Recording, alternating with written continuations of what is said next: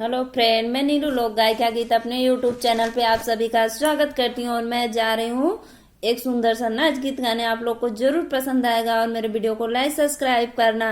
राधे राधे, जय माता जी।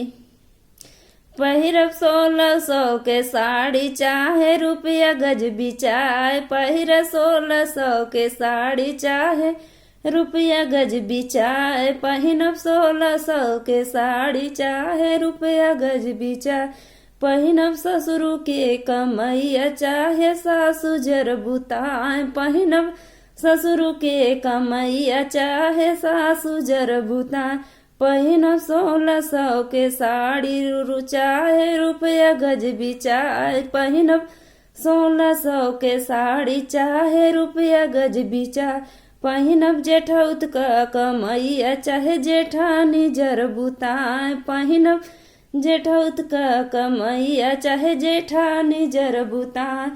पहिनब 1600 के साड़ी चाहे रुपया गज बिचाए, पहिनब 1600 के साड़ी चाहे रुपया गज बिचाए,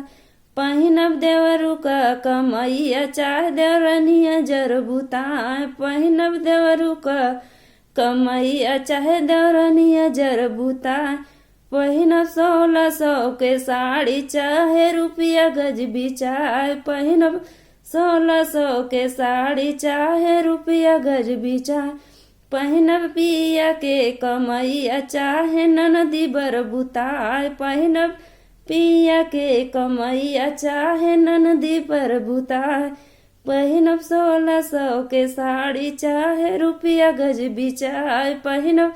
1600 के साड़ी चाहे रुपया गज बिचाए।